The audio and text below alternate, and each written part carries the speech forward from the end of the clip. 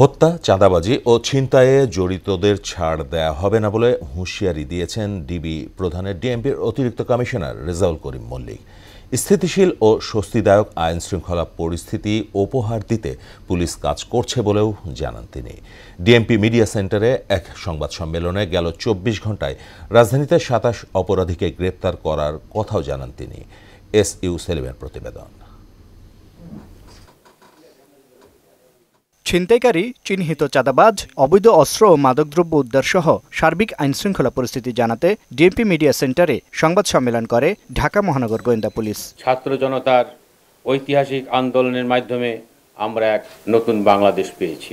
বর্তমান পরিস্থিতির সুযোগ নিয়ে শীর্ষ সন্ত্রাসী, চাঁদাবাজ, ছিনতাইকারীরা মাথাচাড়া দিলেও গোয়েন্দা পুলিশ কঠোর অবস্থান রয়েছে বলে জানান ডিবি প্রধান রেজাউল করিম মল্লিক। জনগণের স্বস্তি ফিরিয়ে আনার লক্ষ্যে আমরা আমাদের সর্বোচ্চটা দিয়ে অপরাধীদেরকে আইনের আওতায় নিয়ে আসতে আমরা বদ্ধপরিকর। স্বৈরাচারের দোসরদের স্থান এ দেশে হবে না। গোয়েন্দাদের ধারাবাহিক অভিযানে রাজধানীতে ২৪ ঘণ্টার ব্যবধানে ২৭ অপরাধীকে অবৈধ অস্ত্র ও মাদকসহ গ্রেফতার করার কথাও জানান তিনি। কোন রক্তচক্ষুকে আমি ভয় পাই না, সে যেই হোক তাকে আইনের আওতায় অবশ্যই আনা হবে। গত ২৪ ঘণ্টায় ঢাকা মহানগরে বিভিন্ন জায়গায় অভিযান পরিচালনা করে প্রায় আমরা ২৭ জন অপরাধীকে গ্রেপ্তার করতে সক্ষম হয়েছি।